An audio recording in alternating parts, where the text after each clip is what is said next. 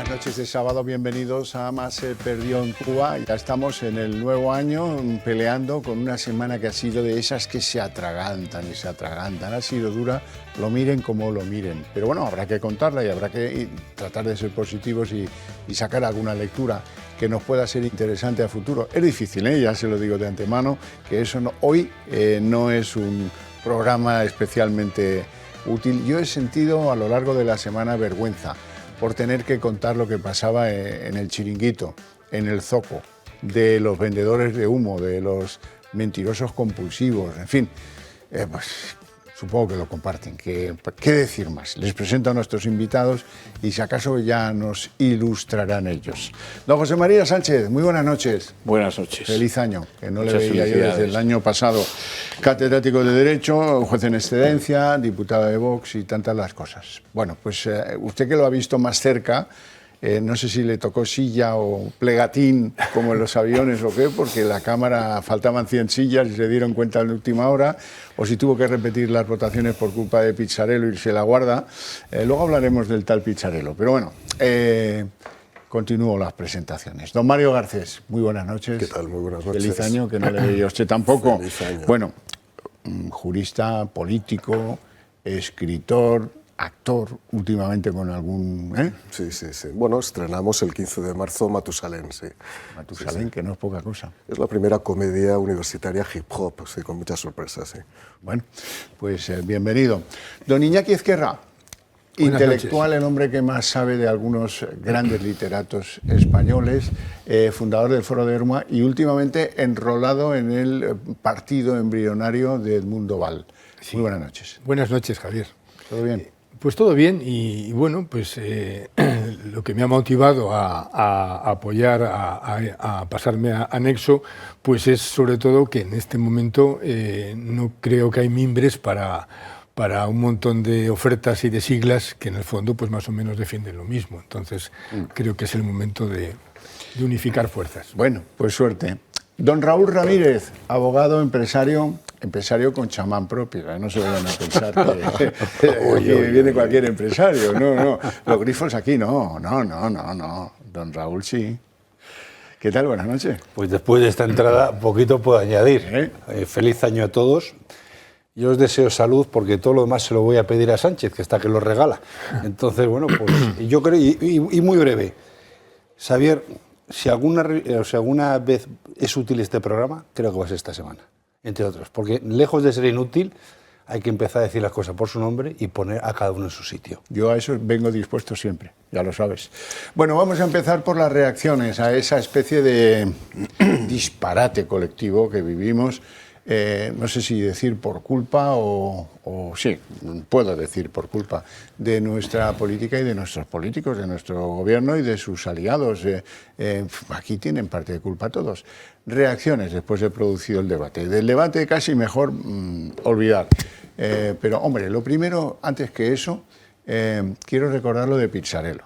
Porque lo de Pizzarello a mí me produjo un ataque de risa. Lo escuché por radio conduciendo y me tuve que parar, porque no era capaz de conducir y reír con esa intensidad. Dice el Pizzarello, que proviene del Ayuntamiento de Barcelona, le recordarán porque era aquel que tan proactivo en arrancar la bandera de España, ¿no? Bueno, pues se marca un casero, como dice el Confidencial, y obliga a repetir las votaciones, pero luego cuando le preguntan dice: es que yo no sabía que el scroll funcionaba hacia abajo, cual ya me pareció, y hubo que repetir la votación, esas votaciones en las que nos engañaron todos. Ahora sí, vamos con las reacciones políticas a lo que pasó ese aciago día en el Senado. El Gobierno consiguió salvar in extremis 2 de sus 3 decretos gracias a un polémico acuerdo con Junts. Y ayer ganamos, ganaron los trabajadores, ganaron los pensionistas, ganaron los universitarios, ganó la gente. No había casi ninguna esperanza de que los decretos pudieran salvarse, pero una caída en el sistema de votación, una negociación de última hora con los de Puigdemont y una larga lista de cesiones fue suficiente para que los socialistas pudieran, en parte, salirse con la suya. Se aprobó el decreto ómnibus y el decreto anticrisis gracias a la abstención de los independentistas, Pero estos no se fueron con las manos vacías. Desde el Gobierno central se les cedió todas las competencias en inmigración. Que vamos a desarrollar una ley orgánica al amparo de la Constitución para delegar las competencias en materia de inmigración. A juicio de los populares, Sánchez salió igualmente derrotado y humillado y lamentan que la ley de enjuiciamiento civil supone una humillación para el Gobierno. Los independentistas han conseguido eliminar el artículo de la cuestión prejudicial ante el Tribunal Superior de Justicia de la Unión Europea. Esta enmienda supone una humillación para el Gobierno porque un partido le impide al Gobierno de un Estado transponer una directiva de la Unión Europea. Pero lo que el Gobierno no pudo evitar fue el no de Podemos a la reforma del subsidio por desempleo impulsada por Yolanda Díaz, lo que ha generado duras críticas dentro del Ejecutivo. Lamento profundamente que Podemos se haya descolgado de un decreto ley tan importante desde el punto de vista de la protección de los trabajadores. Ellos sabrán lo que hacen. La votación que se produjo ayer por parte de Podemos al decreto de desempleo no se entiende. Ayer el PP, Vox y Podemos han recortado los derechos de las personas en desempleo y van a tener que rendir cuentas. La tensión entre los morados y Sumar está en máximos. La vicepresidenta ha anunciado que va a negociar una nueva reforma con los sindicatos y la patronal.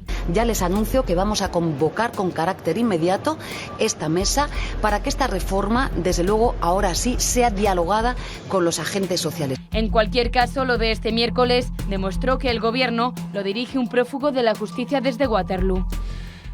Bueno, en síntesis, Sánchez consigue que Junts se ausente de la votación en los 3 decretos de Marras y paga para conseguirlo hasta con lo que no tiene.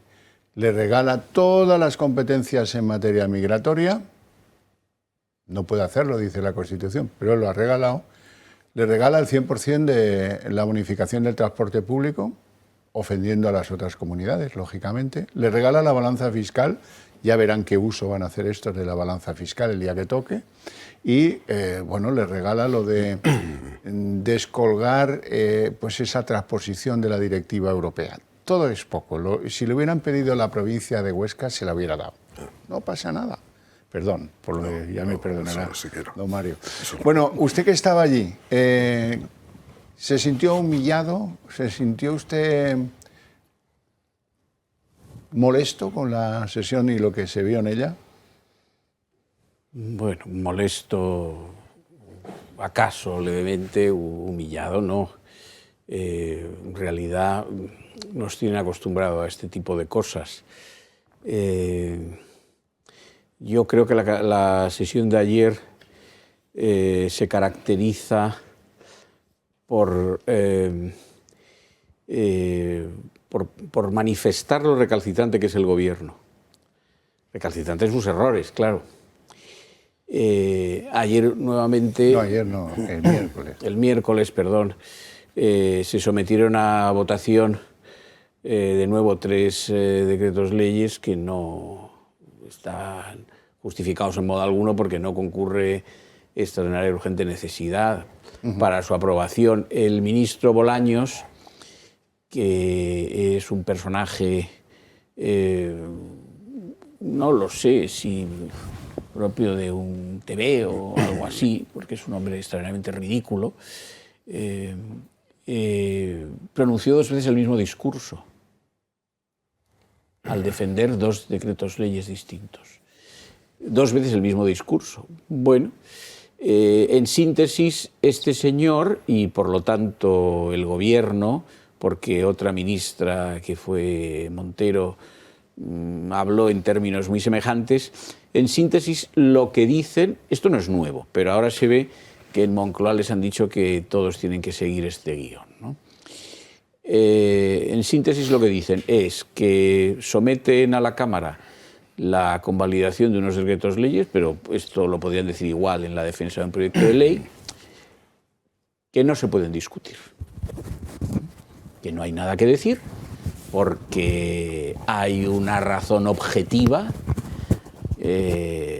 que se expresa en esos textos y que esa razón objetiva en realidad se asienta en lo que sea siempre la defensa del bien de los españoles. Y entonces, para decir esto, él ahora menciona 3 cosas. Dice, las personas, las empresas y los más vulnerables.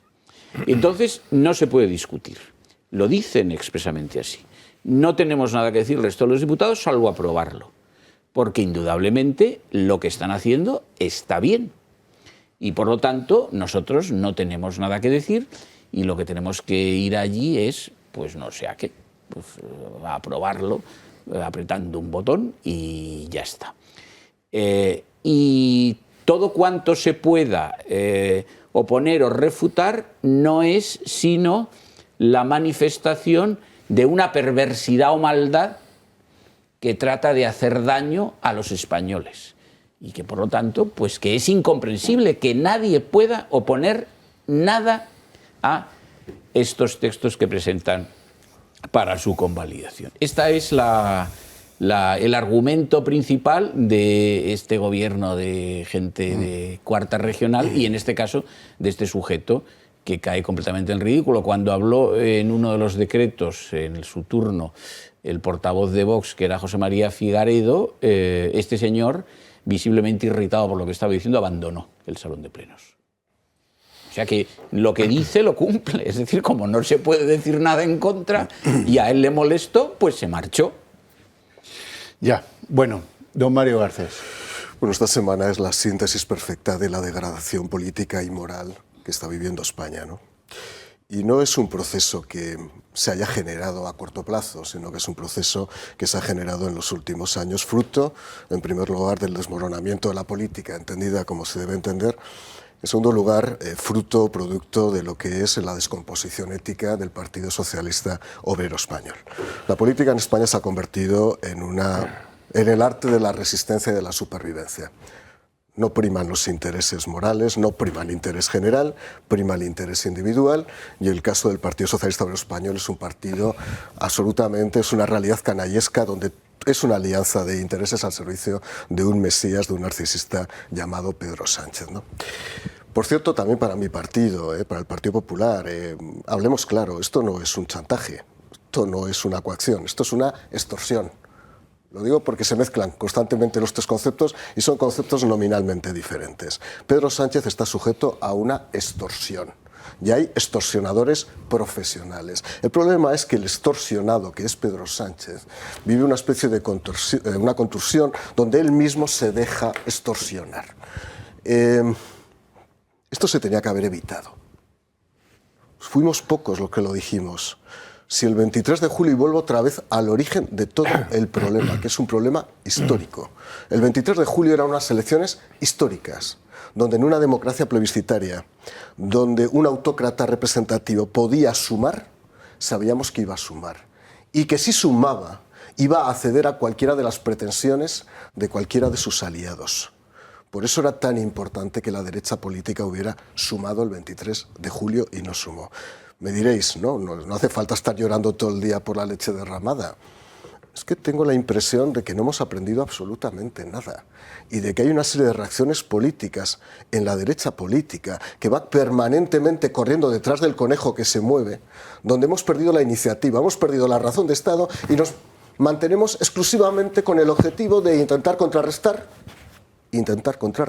una posición destructiva, como es la que ahora mantiene el Partido Socialista Obrero Español. La derecha política en España tiene que ser algo más importante. Cuando tengamos que objetar, como se ha tenido que hacer esta semana, una posición frente a la política económica del gobierno, no basta con decir, no, meta una rebaja adicional más del IVA. No, la derecha política tiene que tener instrumentado, los 2 grandes partidos de la derecha de este país, un programa de gobierno económico completo. Instrumentado jurídicamente no existe. No hay alternativa desde el punto de vista económico. A mí me parece una tristeza absoluta lo que pasa en este país con Sánchez. Pero me produce también una tristeza enorme y una gran desafección ver cómo la derecha política corre o corretea detrás de una persona que nunca debió ser presidente del gobierno, porque nunca debimos dejar que fuera presidente del gobierno. Y desgraciadamente se ha creado un estado de frustración absoluto, 6 meses después de alimentar esperanzas vanas de muchísima gente, de una gran parte de la sociedad, diciendo no os preocupéis, esto no va a ocurrir, porque está ocurriendo desgraciadamente, y la llave de la legislatura la tiene Pedro Sánchez, la única persona que puede convocar unas elecciones. Bueno, siendo poco partidarios en general de lo que dice Emiliano García Paje, ayer viernes la clavó. Dice, España es un laberinto sin salida. Los independentistas quieren que se gobierne con una camisa de fuerza puesta. Pues sí, efectivamente, esa sensación da Iñaki. Sí, bueno, el esperpento, es que claro, el esperpento va más lejos del chantaje. Primero, efectivamente, aquí hay una escenificación de la humillación a Pedro Sánchez, y Pedro Sánchez se deja humillar. Quiero decir que, pero es que llega al infantilismo. Quiero decir que es que esto, no sé, a mí me recuerda, de verdad, que me recuerda al colegio. O sea, cuando cogías a un compañero y le agarrabas del brazo y le decías, a ver, di que Iñaki es estupendo y es maravilloso y es el más inteligente, y el otro cogía y cedía. Claro, como lo estabas agarrando, es que eso es lo que está haciendo... Retorciendo mejor, ¿no? Lo que está haciendo Puigdemont es retorciendo el brazo de Pedro Sánchez y pidiendo ya, pero lo imposible, pero es que además ya... es que la cuestión ya va más lejos, porque ya el pedir que se castigue a aquellas empresas que se marcharon con el desafío independentista y que no han vuelto, es que esto ya no es una humillación ni al Estado español ni a Sánchez, no, esto es pretender humillar a la Unión Europea. O sea, que es que, a ver, aquí estamos ante un problema que ya no es político, sino es psiquiátrico. A ver, es un delirio completamente. Es un delirio, es decir, ¿qué cultura política hay en personajes como Puigdemont y en toda la pandilla esa de Junts que piensan que algo así es posible o que se pueda simplemente formular? Es que eso es acabar con la economía de libre mercado. Es decir, que una empresa tiene derecho a moverse como quiera Bueno, luego hablaremos de eso, porque cuentan con la alianza de este gobierno para facilitar ese tránsito. Cuidado que no acaben pringando de verdad. Que yo creo que eso ya sobrepasa todos los límites. Y bueno, y en el caso de Pedro Sánchez, pues es que yo tengo la impresión de que ante lo que está escenificando, ante Puigdemont y la gente de Junts, es que ya no sabe si tomar servicio o ponerse a servir. Es decir, que está haciendo un papel patético y ridículo. Claro, es verdad que nos está representando a todos, entre comillas, ¿no? A mí desde luego no me representa, pero sí, en la medida en que es presidente de España, pues sí nos está dejando en ridículo, ¿no? Raúl Ramírez. Ojo con la palabra delirios, ¿no? Las grandes debacles de la historia se han venido precedidas de delirios, y estos delirios siempre han ocultado detrás intereses personales. Entonces hay que entender muy bien si esto es un delirio, el concepto que entendemos nosotros, o lo que estamos es escenificando una puesta en práctica de un plan personal, utilizando un país, a un Estado y a todos sus elementos para un beneficio propio. Luego hablaremos hoy largo y tendido del concepto de paz social. Le encanta a este señor hablar de ese concepto. Y a ver si tengo la oportunidad de profundizar. Por hacer una coletilla, un spoiler, la última vez que hablaba de paz social fue con el tema de los seres. Y fueron unos cuantos millones de euros. Quería retomar la conversación con nuestro compañero cuando ha hablado. Estamos hablando del Partido Socialista, ¿no? Está llegando el miércoles, lo que pasó el miércoles, el Partido Socialista. Es que yo el miércoles no creo que exista. El Partido Socialista ya no existe. Eso ya no existe. Ahora es el Partido Sanchista, que ni siquiera es obrero, ni siquiera es español, por hacer un juego con las siglas. Obrero, bueno, pues habría que preguntarle a los sindicatos, y en concreto a UGT, si está contento con los conceptos de transferencia que se pactaron el miércoles. ¿Cuál es la opinión del sindicalismo en España? Me da la sensación que muy contentos no pueden estar. Español, es evidente que no, ¿no? Porque estamos dirigidos desde fuera de España por un prófugo de la justicia que lo primero que nos reconoce es el Estado español. Entonces, lo que escenificamos, nuestro compañero diputado aquí presente vivió en sangre propia, pues es el Partido Sanchista, ¿vale? Es un dictador democrático, vamos a llamarlo de alguna manera, que erige y explica al populacho qué es lo que tienen que aprobar. Bueno, y poco más que dar los botones por ello, ¿no? Porque está precocinado. Pero hay otro tema que me parece muy importante que tengamos en cuenta, ¿no? Que es, hombre, aquí hemos sacado también a pasear al señor Paje con sus declaraciones. Hombre, me parece también tener un poco caradura, ¿no? Decir lo que ha dicho. Sin duda. Entre otras cosas porque él tuvo en su mano, y en concreto en sus diputados, no hacer presidente a Sánchez. Por tanto, si usted a mí no me sirve de nada, ya vamos a... Pues decía que hoy es una noche para mí especialmente bonita, ¿no? Porque lejos de que creo que hay que lamentarse, las heridas duelen, pero siempre uno tiene que recuperarse, creo que tenemos que empezar a poner a cada uno en su sitio. Señor Paje es un farsante absoluto. Es un señor que cara a su electorado le cuenta una cosa y en clave nacional dice otra, pero a la hora de ejecutar hace la contraria. Entonces, con todos los respetos, a mí el señor Paje me parece uno más de la fanfarria que estamos metidos. Pero gobernar con camisa de fuerza solo se le ha ocurrido a él. Sí, se le ha ocurrido a él, pero es que es muy fácil decirlo y al mismo tiempo votar a que se ponga esa camisa de fuerza. O sea, las grandes palabras están muy bien para el hemiciclo, pero el ciudadano lo que debe empezar es a juzgar a la gente por sus actos. Y un político tiene que ser juzgado por sus actos. En España simplemente no juzgamos, simplemente votamos, un señor dice lo que le da la gana, hace lo que considera oportuno y fuera. Pero el miércoles, en el fondo, lejos de lo que si vieran, yo como ciudadano, y aquí hablo exclusivamente de todo particular, como ciudadano, yo lo que viví es la rendición del Estado español. O sea, el reconocimiento explícito, público y notorio de que España no tiene un Estado. Allí hay unos señores que hacen pleitesía. ¿Hasta qué punto no será cierto mi argumento que los propios diputados del Partido Socialista no sabían las condiciones del acuerdo? Se enteraron cuando la señora Armengol lo leyó, que estaban votando. Cuando usted vota algo que desconoce el contenido y vota porque alguien se lo está diciendo, eso tiene un nombre. En el ejército es lógico, porque hay una jerarquía de mando, pero en un Estado civil tiene otro nombre. Y eso es lo que se vivió allí y se escenificó allí. Un caudillo, con todas las palabras en mayúsculas, diciéndole a su pueblo lo que tiene que hacer, porque él quiere que sea así, arrogándose, como bien ha hecho nuestro compañero, con tres elementos a la par que discutibles, porque, hombre, las clases menos privilegiadas son unas cuantas. El concepto de igualdad estaba volando por los aires, en la medida en que estamos tratando una comunidad con unas condiciones muy diferentes al resto que estaban presentes. Eso sí, al día siguiente intentó arreglarlo con el PNV. No caigamos en la patraña de este señor o de este, entre comillas, gobierno. Lo que se hizo en el miércoles en las Cortes o en el Senado fue un caudillismo. Un caudillo marcó el ritmo político de un país. Y eso confundirlo con un partido socialista o con un Estado democrático son los churros y las témporas. Bueno, nos vamos a hacer una pausa de publicidad. Antes que eso, antes que irnos, dejadme haceros un ruego. Ha llegado la cuesta de enero, nos está afectando a todos, y mi ruego es que nos hagáis alguna donación. Vais a ver los números de teléfono. Lo práctico es hacerle una foto a las cuentas y ahí tenéis los números concentrados. Y recordaros que la donación que hipotéticamente quisierais hacernos es desgravable.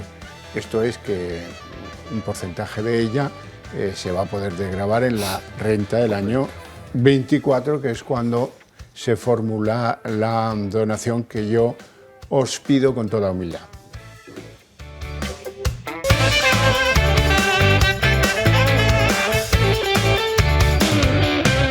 Yo decía que había sido una semana aciaga porque hay semanas que nos acercan a nuestros políticos, eligiendo cada uno la opción que crea oportuna, y hay semanas que colectivamente nos alejan de ellos, que es cuando los ciudadanos, los que pagamos impuestos, llegamos a la conclusión de que nada nos sirve de nada y que para eso pues como que no hay que prestarles atención porque no nos resuelven el problema que tenemos. Que yo tenga que seguir el Rally París-Dakar para que un ilustre español, que espero que lo gane y nos dé una alegría a todos, Carlos Sainz, sería el cuarto, si no me equivoco ya, que ha ganado. Bueno, me diga algo que no es capaz de decir ningún político en el hemiciclo, pues ya me duele ya. Vamos a recordar lo que dijo. upset with the Catalan situation now. We don't talk about. But now it's calm. Now it's calm. No. Starts again the firework. As un presidente. Eso es lo que algunos esperamos, que nuestros grandes varones políticos entiendan que hay que decir, lo que dice la gente de la calle. En cambio, ¿qué tenemos? Pues bueno, vamos a repasar un poco lo que tenemos. ¿Qué dice Feijóo? Que esto ha sido una humillación y cuenta que ahora el Partido Popular va a salir en una ofensiva sin cuartel y va a reivindicar que sus huestes se las pongan las peras al cuarto a Pedro Sánchez. Dice, cuidado con eso, que no es la primera vez que pasa y que la gente al final se acabará cansando. Y pues nos vamos a hacer daño con esto de las convocatorias. Opinión de un humilde servidor, ¿eh? Aquí yo ya sé que en el PP tienen estrategas y consultores y de todo, y se lo deben haber aconsejado, pero da la sensación de que eso lo guía a algo muy malo, la desesperación. Vamos a defender al unísono en una ofensiva política, social y judicial sin cuartel y sin descanso, sabiéndonos acompañados de la inmensa mayoría de los españoles que plantean y reclaman igualdad, solidaridad y unión. Es decir, todo lo que el Partido Socialista Obrero Español ha abandonado. Y el próximo 28 de enero volveremos a la calle. Y volveremos a la calle en un acto que concentraremos en Madrid para decir alto y claro que a este país no lo extorsiona nadie. Bueno, Iñaki, esto es una convocatoria a la desesperada que conduce pues, a la más triste de las soledades, ¿no? Hombre, a ver, yo creo que la movilización sí es necesaria y es necesaria para mantener la temperatura social que tiene que haber en este país con respecto a lo que está haciendo Pedro Sánchez. Yo no despreciaría la movilización. Creo que es importante. Es importante primero sobre todo para canalizar la indignación y yo creo que debemos de intentar separar en nuestras cabezas, y lo digo por la experiencia que tuve yo en su día en el País Vasco y cuando estuve con los compañeros del Foro Ermua. Es preciso separar la esfera pública de la privada, es decir, que lo que no podemos hacer es condenar nuestras cenas de amigos y de familiares a consagrarlas a la memoria de Pedro Sánchez. Es decir, que entonces cada cosa en su sitio, es decir, que y no permitir que este hombre pues tome, como ya lo está tomando en una gran medida, pero que lo que no podemos hacer es ayudarle a que invada nuestra vida privada, ¿no? Es decir, que para que sea omnipresente. Entonces, igual que ahora nos obligan a los fumadores a salir fuera en los restaurantes, pues yo aconsejo que cuando alguien tenga una cena de amigos las ganas de hablar de Pedro Sánchez, se vaya a la calle, en fin, se desquite, piense un poco en Pedro Sánchez y luego ya vuelva tranquilo.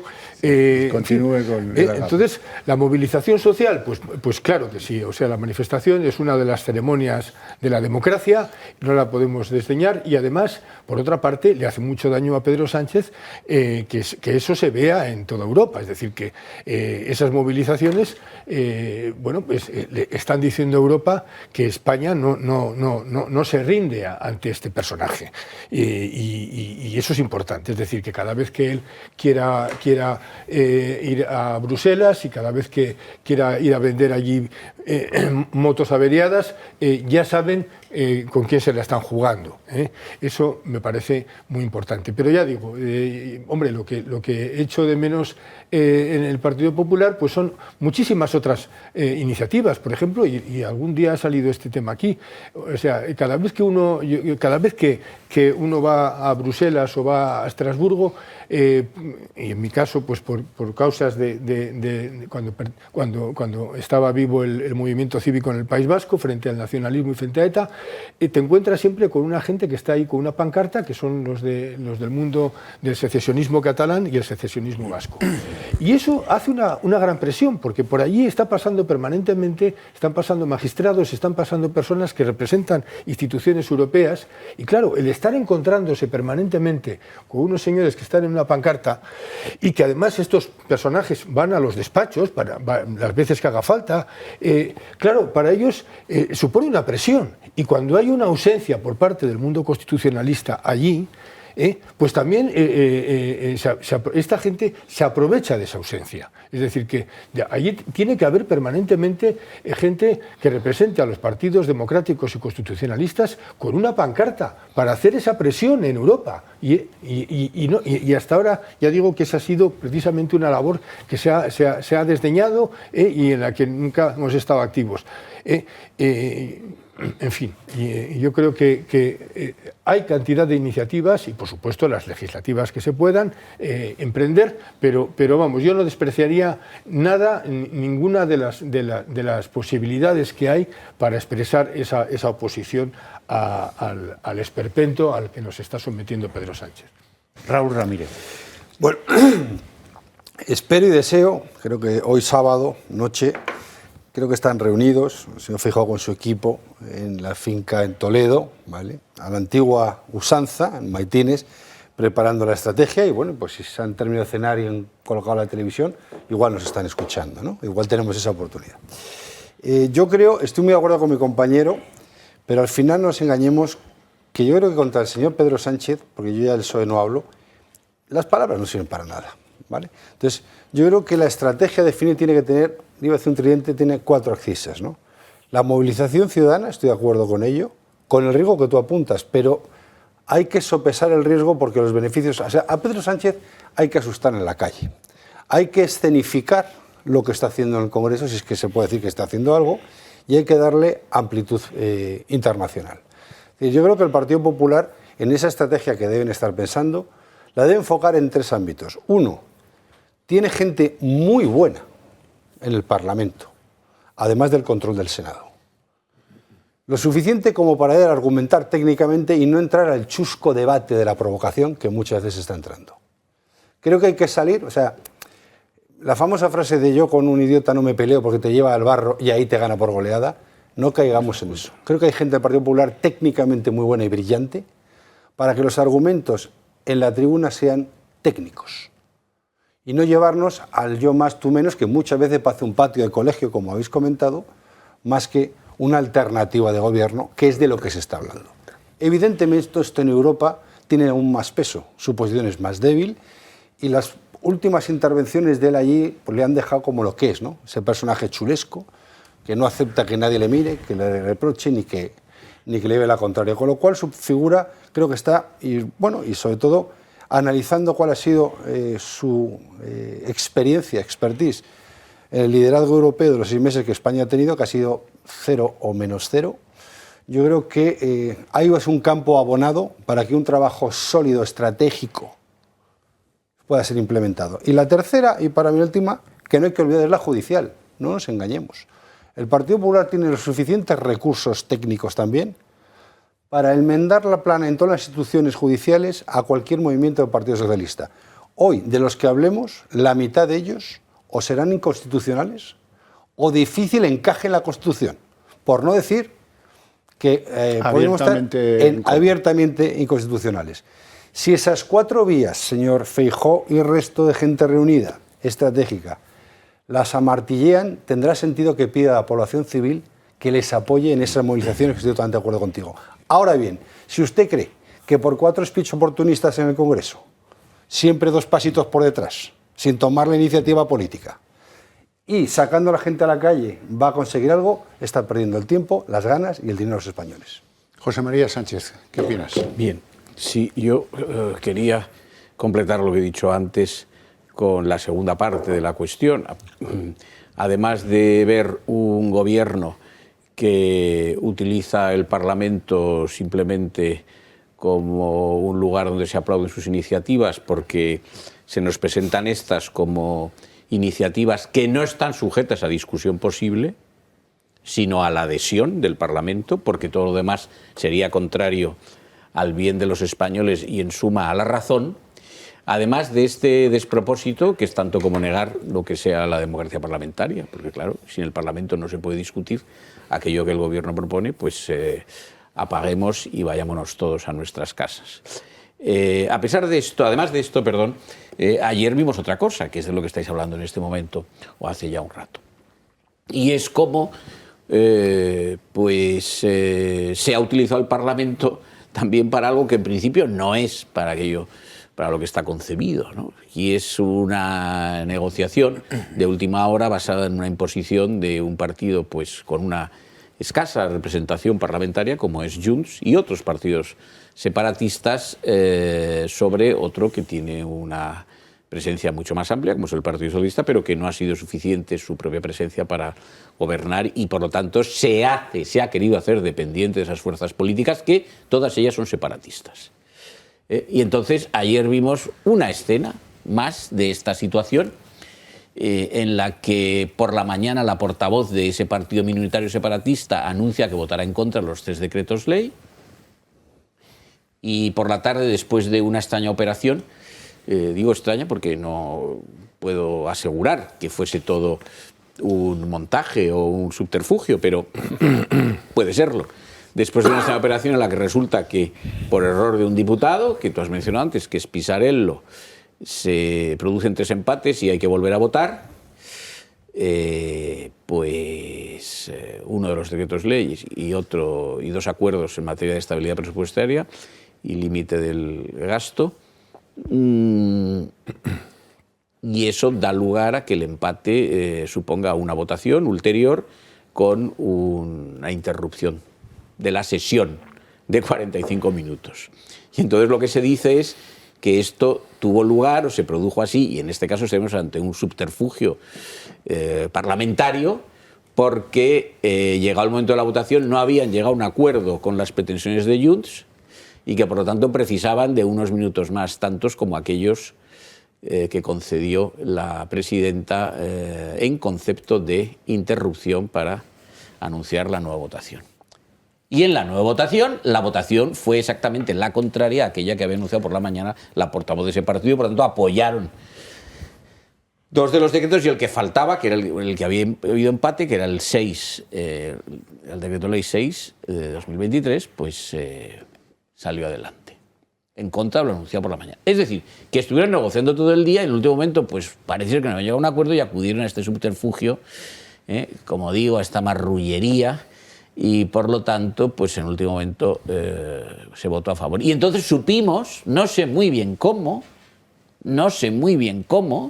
porque ya comprenderéis que no se nos comunicó oficialmente nada por parte de nadie, pero en ese momento ya cundía entre los asientos del Congreso, en este caso el Palacio del Senado, del hemiciclo nuevo del Palacio del Senado, que todo esto había sido posible. Es decir, el apoyo de última hora de Junts, aprovechando esos 45 minutos con los que no se contaba, pues había sido posible mediante nuevas concesiones, que esencialmente eran la transferencia de la competencia de inmigración a la Generalidad de Cataluña, y bueno, y que en la tramitación como ley del Real Decreto Ley 6/2023 que he mencionado antes, pues en la tramitación como ley, que sí se había aprobado,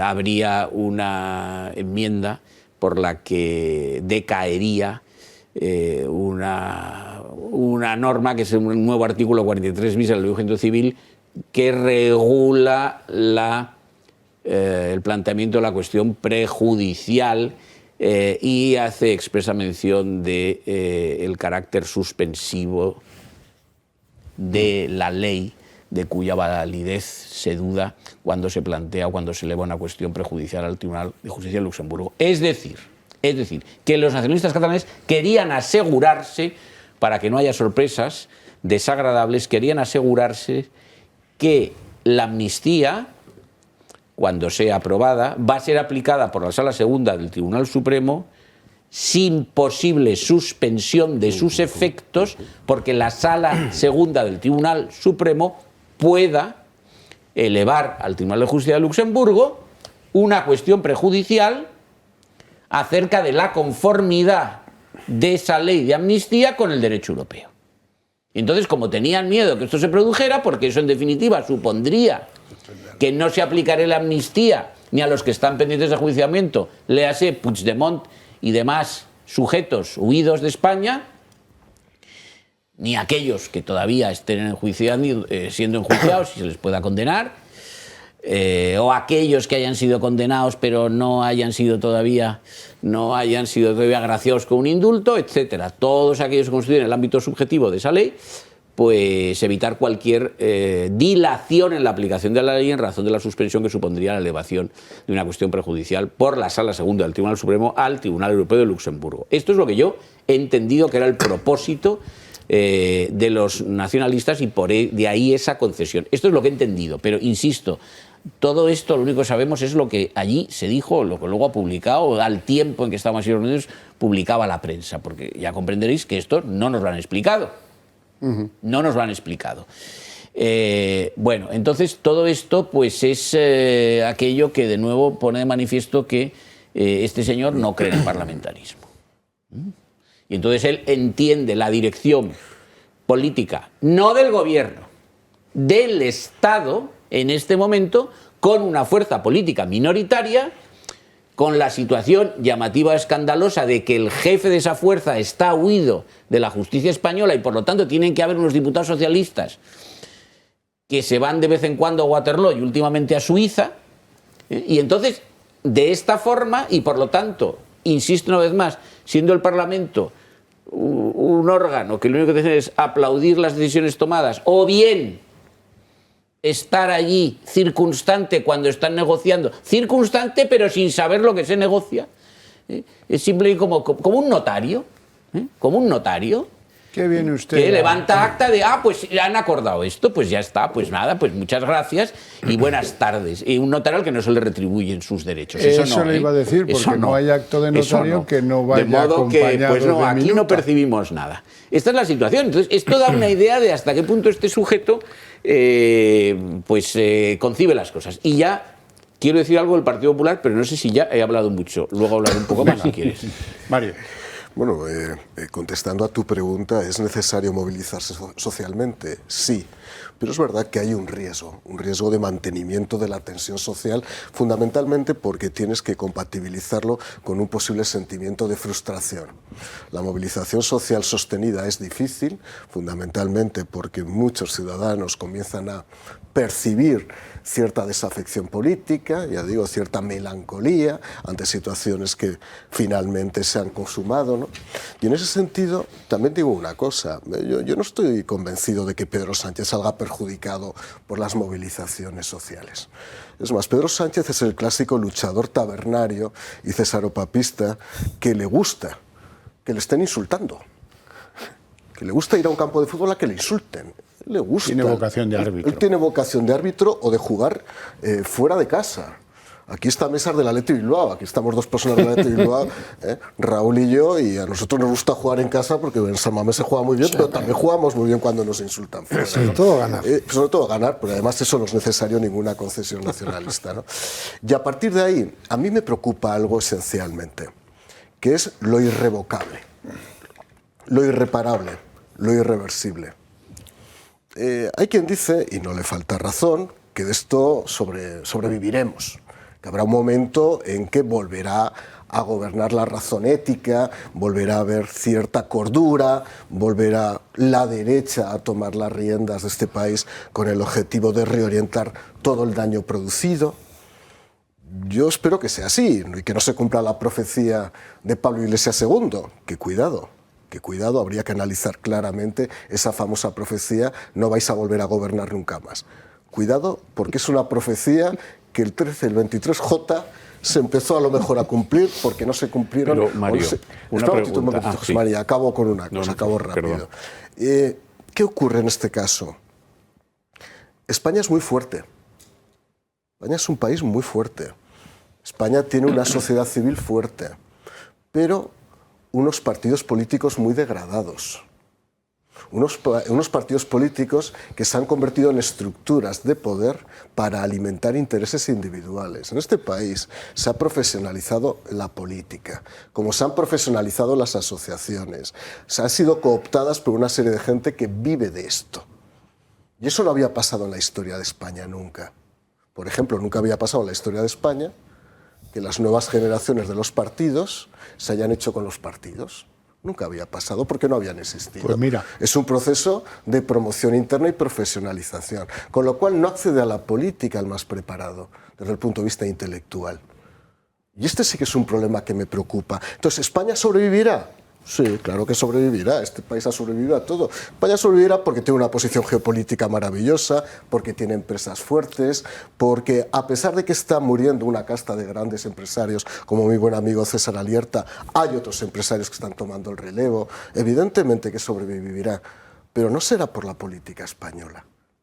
Porque hoy por hoy la política española está condenada a que sea regida por los peores. Y esa es la realidad. Entonces, yo no es que quiera ser pesimista, pero es que hay que empezar a ser realista y definir la realidad de este país, porque luego será demasiado tarde. Y aquí puede ser presidente de una comunidad el más tonto de la clase, el más tonto de la clase, que no pasa nada. Puede ser alcaldesa o alcalde de una ciudad de 700.000 habitantes, el más tonto de la clase, a base de subir vídeos a redes sociales que son el escarnio de cualquier persona con sentido común, y nadie dice nada. Vivimos en la sociedad más idiotizada de los últimos años, con una clase política absolutamente idiotizada. Y no solo en España, ¿eh? Que, no solo en España. En Francia acaban de nombrar primer ministro a un chico brillantísimo, seguramente. 34 años tiene el colega. Eso sí, tiene marido que en estos tiempos de hoy eso puntúa una barbaridad. Pues oye, esos son los criterios. Ah, bueno, y le dicen, eso sí, muy obediente, ¿eh? Dice, mira, dice Macron, ¿sabes qué? Ahora vamos a dar un giro a la derecha, que nos conviene. Pero maestro, el giro no había sido a la izquierda. Dice, sí, pero ese nos ha ido mal. Ahora vamos a girar a la derecha. Y el obediente solo tiene una obsesión, que allá donde va, al palacio de presidente del gobierno, allá donde va hace quitar la mesa, una mesa napoleónica, yo qué sé, del siglo no sé cuánto, y pone la de su padre. De su padre. O sea, familiar, está muy bien, ¿no? Querer al padre está fenomenal, pero eso no te valida. No, y luego la experiencia. Dice, es que es un hombre con una gran experiencia a su edad. Sí, ha sido 5 meses y 2 días ministro de Cultura. Stop. Porque no le ha dado tiempo a más. Lógico, ¿no? Bueno, pues ese desorden, que quede claro que no solo se vive en España con las nuevas generaciones de los partidos. ¿Qué opina de todo esto Abascal, que estaba esta semana, el jueves por la noche, estaba en el Gato al Agua? Esto es lo que dijo. Es una demostración de hasta qué punto ha llegado el gobierno de España, un gobierno sin escrúpulos, entregado a todos los enemigos de España, entregado a todos aquellos que no tienen ningún interés en que a España le vaya bien.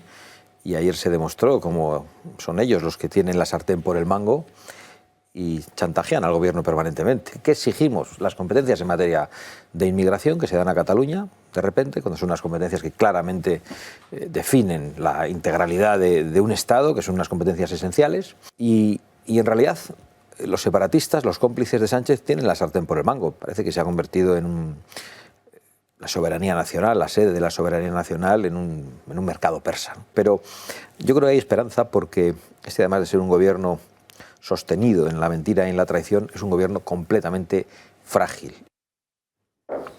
Bueno, que tienen la sartén por el mango, les voy a poner un ejemplo, un tuit del cual yo no puedo objetivamente negar nada. Ahora lo van a ver, un tuit de un diputado catalán de Junts que se llama Salvador Vergés. Bueno, y este tío dice, eso lo pongo yo, junto a esa foto en la que parece que Sánchez torea a la señora Nogueras. Delegación integral de las competencias de inmigración, publicación de las balanzas fiscales, blindaje de la amnistía, reforma de la ley para el retorno de las empresas, el IVA del aceite a cero, la digitalización de la justicia y los descuentos del transporte a cargo de España. Firmes. Bueno, pues tiene su gracia, pero yo no puedo decirles que eso sea mentira. Luego es verdad, efectivamente. ¿Y tiene derecho a chotearse? Pues sí. porque el gobierno de España ha ido allí, se ha humillado, a los tobillos, pues a los tobillos. Y ya está, y no hay más. Y respecto de lo que decía mi buen amigo Mario Garcés, dice, es que la sociedad española, la sociedad civil española es muy fuerte. ¿Así? ¿Quieres que lo sometamos a test? ¿Eso? Vamos a someterlo a un test. Déjame, hombre. Déjame. Los que nos ven. Déjame. Que si te gano la apuesta te voy a invitar igual. Bueno, vamos a ver. Dicen esto es en su delirio, el gran George Turull, gran estadista, después de Bismarck, George Turull. Bueno, dice George Turull, ¿cómo vamos a hacer que vuelvan las empresas? Están jorobados, 7 años fuera las empresas, las llamadas el IBEX catalán. Disparate tremendo. Bien, ¿y cómo lo vamos a hacer? Pues evidentemente, ¿cómo lo vamos a hacer? Pues sancionando al que no quiera venir y dándole unos incentivos al que quiera venir. Las dos cosas son tremendamente disparatadas en la Europa de la libertad de movimientos, de empresas y de lo que usted quiera. Pero ellos no lo saben porque viven en un delirio. Vamos a recordar lo que dijo Turull y quédense con el razonamiento. Como tienen su negocio aquí, no pueden tener la sede fuera de aquí. Eso es lo que dice. Les empreses que tinguin la seva activitat principal en un territori, cosa que és normal, han de tenir la seu social en aquell territori. Doncs ara el que farà aquest Real Decret són estímuls jurídics perquè tornin. És així de clar. El govern de l'Estat és aquell que diu que la llei s'ha de complir i qui no compleix la llei... Entenem que algun tipus de sanció hi hauria d'haver. Bueno, hauria d'haver, però és que això passa amb totes les lleis. Parece un chiste de Eugenio, pero no. Es un tío que es secretario general de Junts. ¿Y qué dice George?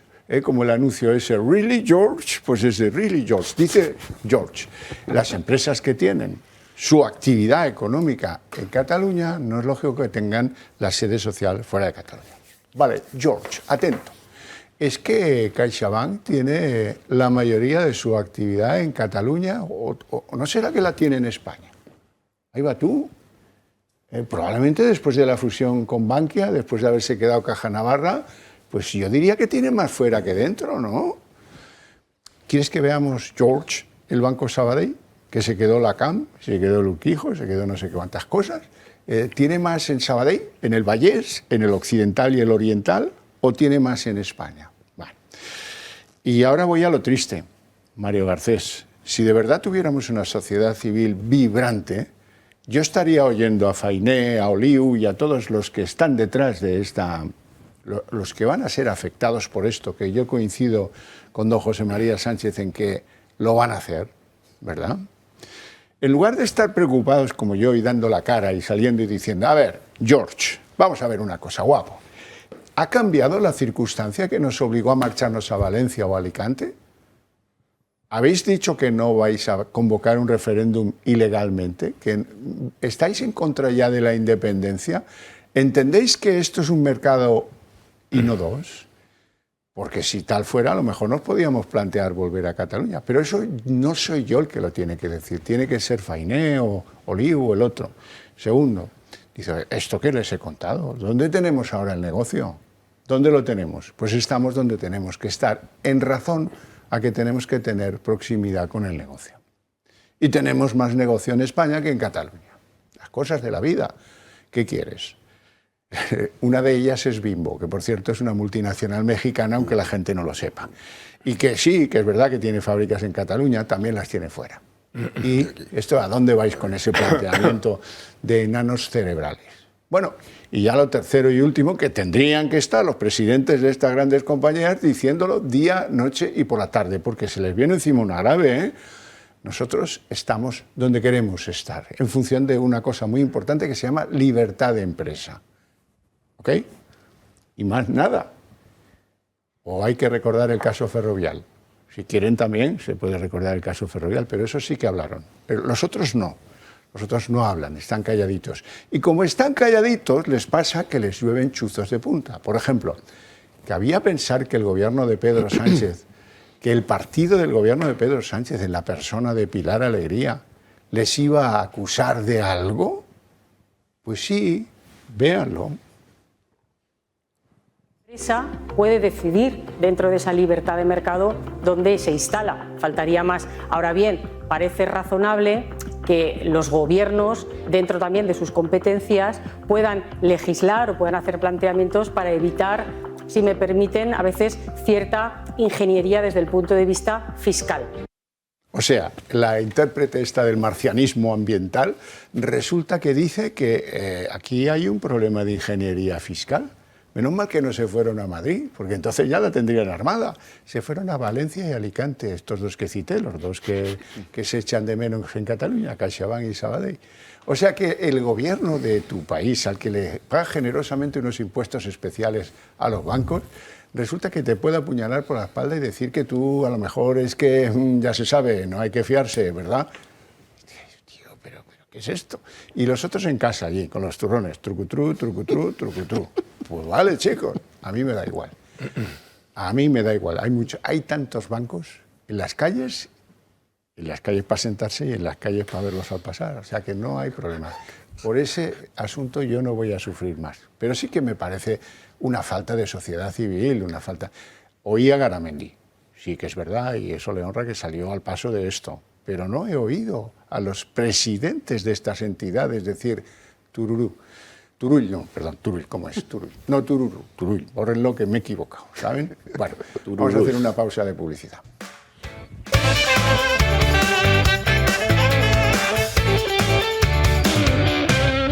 Bueno, pues esa es una de las imposiciones. Lo de las balanzas fiscales pasa desapercibido porque la gente no se entera de qué va, pero va a ser tremendo lo que les va a dar la Carta de Naturaleza para exigir bla, bla, bla, bla, bla.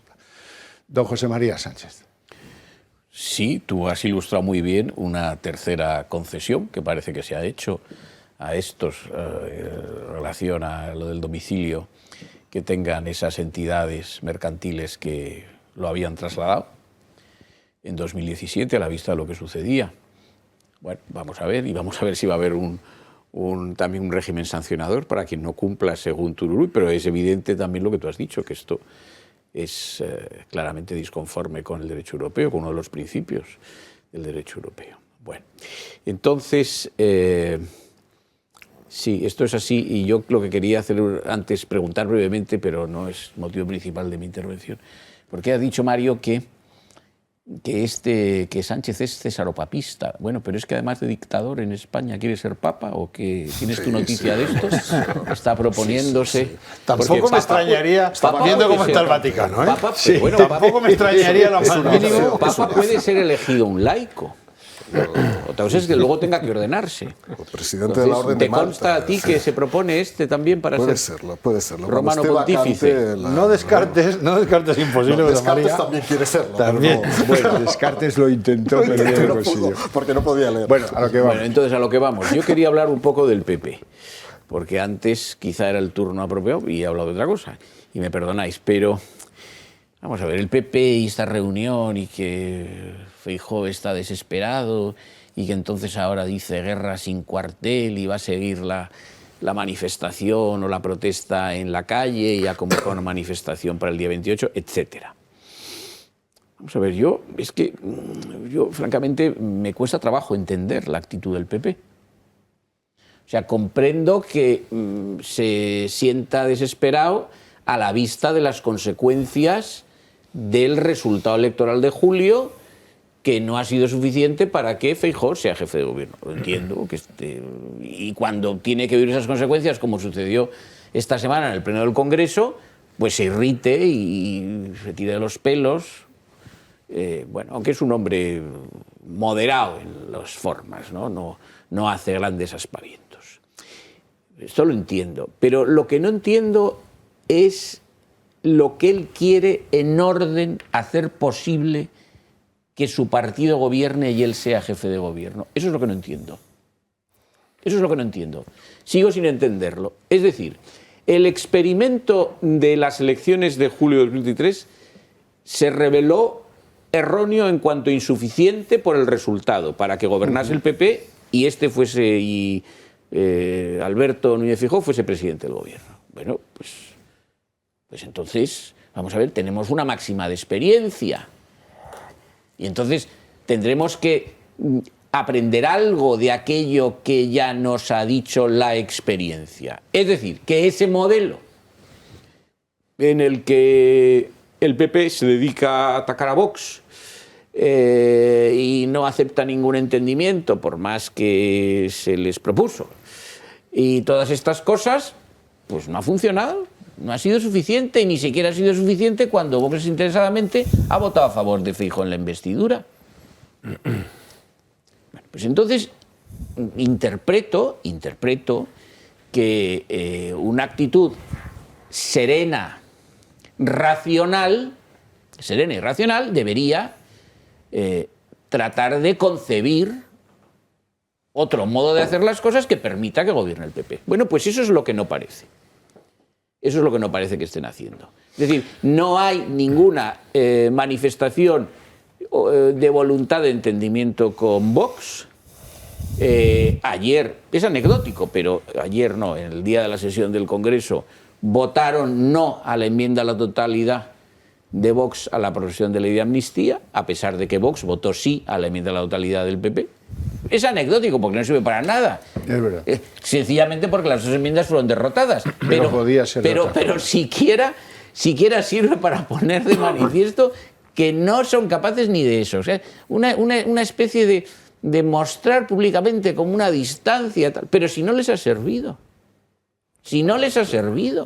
Entonces, ¿por qué piensan que ahora les va a servir? ¿Qué ha cambiado? ¿Qué hechos nuevos determinan que aquello que falló ahora puede resultar un éxito? Yo no veo nada. No veo sin las consecuencias de esos errores. Entonces, esto del PP es difícilmente explicable. El PP tendría que comprender que sean cuales sean las oscilaciones al alza o a la baja del PP y de Vox, hay un espacio político, dicho sea en términos cursis, pero hay un espacio político que corresponde a Vox o a otro partido que diga lo que Vox dice a día de hoy, y que ese espacio político no va a desaparecer ni lo va a ocupar el PP, entre otras cosas porque la causa inmediata principal de la existencia de ese espacio es la actitud del PP en los últimos 30 años. Pues entonces, señores, bueno, pues esto yo no lo acabo de entender y me parece que ellos mismos no lo entienden, francamente. Luego, difícilmente que lo entendamos los demás. Iñaki. Sí, han salido varios temas, el de la clase política que estaba diciendo Mario Garcés, y efectivamente, claro, unos señores que lo único que tienen que estar, en su inmensa mayoría, lo único que tienen que hacer es apretar un botón y encima lo aprietan mal. O sea, desde el Alberto Casero hasta este último, el Pasarelo, en fin, y luego, claro, ese acceso a la política de la gente que ha estado amamantada en las organizaciones juveniles de los partidos, ¿no? Yo, desde luego, las nuevas generaciones y todo eso, creo que no solamente, vamos, no es que había que cerrarlas, es que hay que ilegalizarlas.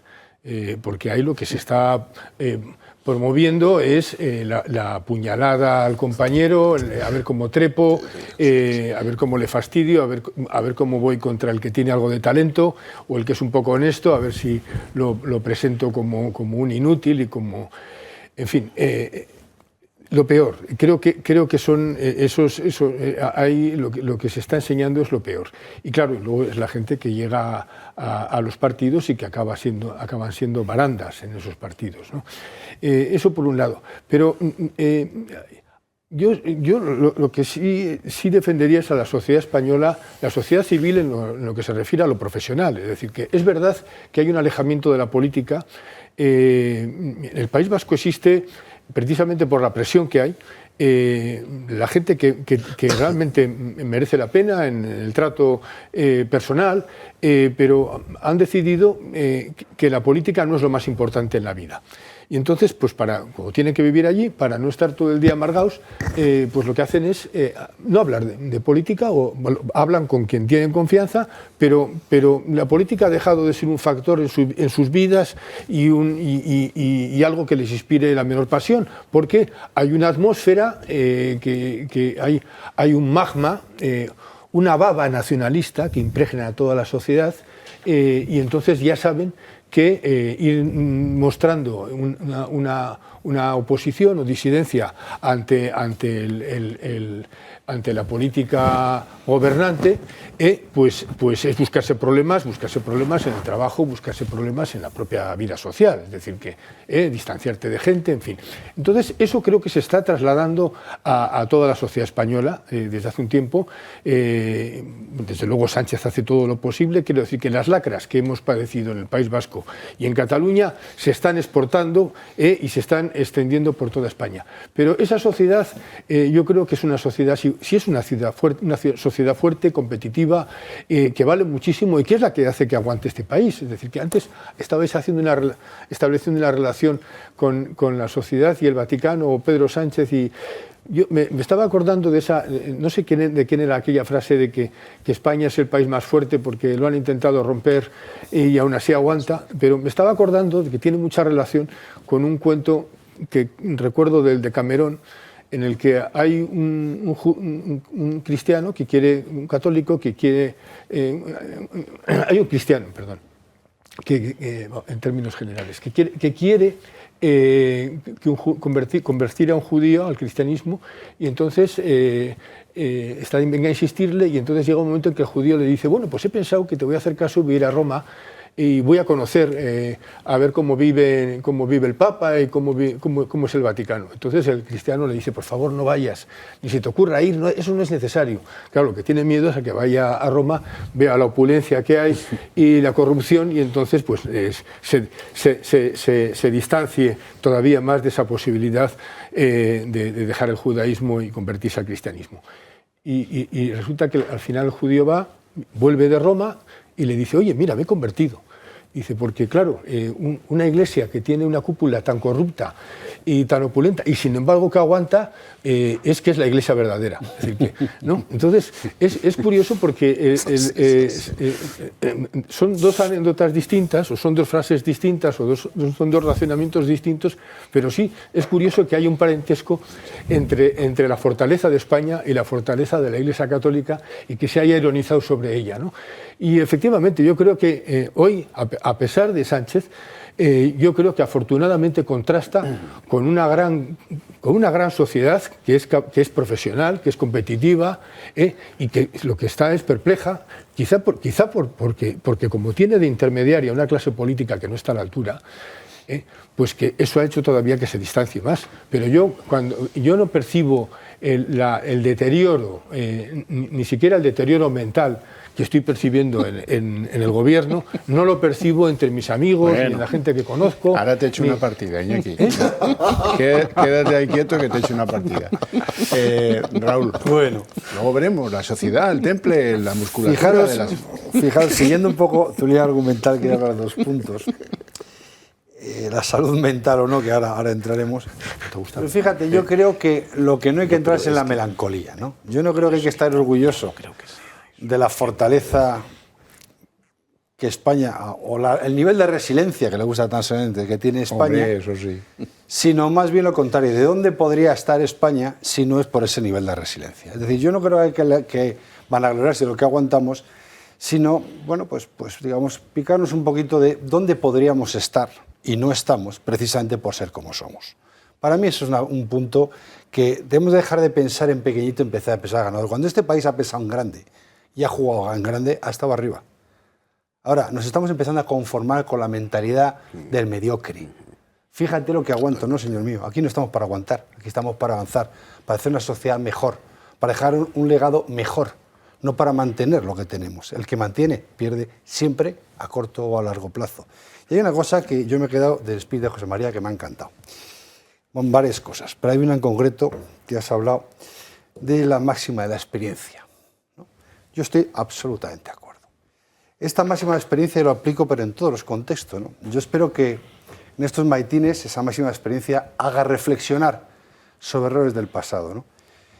Pero nos haga reflexionar a todos, ¿no? Yo también creo que ahora vamos a aprovechar que Vox va a hacer el 28, si no me equivoco, una regeneración de la estructura, a ver si conseguimos que no se nos vayan talentos, a ver si conseguimos también entre todos que el número de afiliados al menos se mantenga o siga subiendo y que no baje, y que también hagamos de esa máxima de la experiencia anterior un espíritu de, oye, ¿qué parte del mea culpa tuvimos todos? Porque esto no va de que el PP lo haga solo bien o mal. Ojalá el problema fuera que el PP lo hiciera bien o mal, porque si solo fuera el PP bien o mal, esto tendría fácil solución. Somos varios operadores los que vamos a depender de que esto salga o no salga. Y si el PP está o no en su mejor momento, yo apelo a la generosidad institucional de otros partidos a que entiendan que quizá no todos hemos hecho todo bien a partir de ese 23J y que quizá estamos donde estamos porque no todos estuvimos a la altura de lo que nuestros votantes esperaban de nosotros. Me parecería un acto de soberbia enorme pensar que el de al lado lo ha hecho todo mal y yo lo he hecho todo bien. Y como ciudadano, que no pertenezco a ningún partido político, vaya por delante, me gustaría, pero tengo mi ideología clara, política, me gustaría ver cómo este país cierra heridas, cierra costuras, entona el mea culpa y esa máxima de experiencia nos la aplicamos todos. Es verdad. Pero, del primero al último. Pero vamos a ver, ahora tenemos ese partido de ping-pong usted y yo. Una semana, en una semana. Una de las compañías más importantes, la multinacional del plasma Grifols, por cierto, independentista, su family office, independentista total, está bajo sospecha porque, al parecer, tenían en libros consolidado empresas que habían vendido 5 años antes. El endeudamiento no queda claro. Dicen que tenían el doble de lo que declaraban. Hay una relación bastante extraña entre la compañía que maneja el capital de la familia dominante, de los creadores de esta compañía y la propia Grifols. Esto lo viene a denunciar unos cachondos que se llaman Gotham City. Y resulta que eso mete en jaque el IBEX. ¿Y sabe usted qué respuesta tenemos? El auditor no se sabe dónde está. Creo que le han visto correr por Oaxaca de Juárez, en México. Por decir un sitio. KPMG. Importantísimos, ¿eh? ¡Ay, va! ¡Qué edificios! Sí, sí. Pero a la hora de salir y dar confianza en el mercado no están, ni se sabe dónde están. La Comisión Nacional del Mercado de Valores. Juro que el próximo Cuba les voy a contar cuánto nos cuesta en un año. Que cobran un congo los que están allí. Ahora, estos que pararon la cotización del valor dicen no. Han salido a dar confianza a que nadie dude de que el IBEX es una cosa seria. Ahí nos va la cabeza a todos, hasta los que no invertimos en bolsa. Eso no pasa más que en España, porque en España no se autorrespetan las entidades, ni la comisión, ni el auditor, ni la propia Grifols, que se cayó, se acobardó. ¿Y el mercado qué hace? Pues le van enchufando pérdidas a Grifols, porque este es un país que no tiene sociedad civil. La gente, aquí tú puedes ser el presidente de la auditora y no crees tener la obligación de salir, dar la cara y explicarte. Y eso es muy malo y muy serio. 2 días después. Ah, mira, qué bonito. Les recomiendo la lectura de esta sentencia. Una sentencia que dice lo que pretendía la Fiscalía Anticorrupción y lo que pretendía la Comisión Nacional del Mercado de Valores, que es un instrumento público respecto de Iberdrola, por haber hecho aquello del tarifazo de 2016, es una vergüenza. Es una vergüenza, porque esos instrumentos públicos, la Fiscalía Anticorrupción, la Comisión que ponen en orden las empresas y su proceder, actuaron como si fueran sicarios del gobierno contra una empresa pública que les ha derrotado. Pedían cárcel para 4 directivos y 200 millones de multa. Eso solo pasa en un país de mierda, ya me perdonarán, donde los señores que trabajan en esos instrumentos públicos no tienen respeto de sí mismos. Y eso nos lleva al Pedregal. Al día siguiente, yo ya de menuda semana llevamos. Bueno, al día siguiente resulta que la Audiencia Nacional dice, ¿cómo? A ver. 91 millones de multa contra 4 bancos por mantener un cártel de inversiones de no sé qué historias. Santander, CaixaBank, BBVA, no, poca cosa. Bueno, esto es completamente injusto.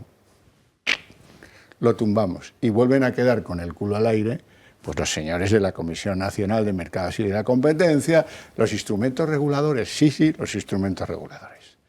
Pues chico, no tenemos sociedad civil, a ver si empezáis a vivir con ello, es duro, es una verdadera, es un peso, ¿eh? Yo ya me gustaría vivir en otros entornos, pero este entorno, Claro, ¿y eso por qué se da?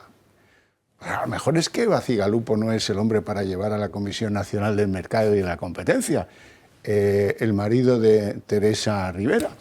A lo mejor, yo no lo sé. Lo que digo es que lo que nos cuesta eso y las vergüenzas que nos hace pasar eso son demenciales, por el amor de Dios. No, eso no tiene pase. Y no ha sido así siempre, ¿eh? Eso está mal ahora, pero no ha sido así siempre en absoluto. No. ¿Pero tú conoces algún estamento objetivo independiente ya que te he ganado el pincho, te lo he ganado. Hay una serie de lacras, y esta que estás citando, que están, pero es un viejo problema de España y está en los discursos regeneracionistas y reformistas. Quiero decir que es que oyes cosas hoy que están en los autores del 98, es decir, que incluso más atrás, ¿no? Incluso el propio Pérez Galdós, ¿no? Entonces, es verdad que hay unos lastres nacionales que arrastramos y que no acabamos de superar. Pero a la vez también, ya digo, que yo creo que sí existe una sociedad que es de profesionales. Yo voy a contar simplemente una anécdota mía. En el País Vasco, yo, en la época de Ibarretxe, yo tenía la sensación de que era una sociedad absolutamente desastrosa.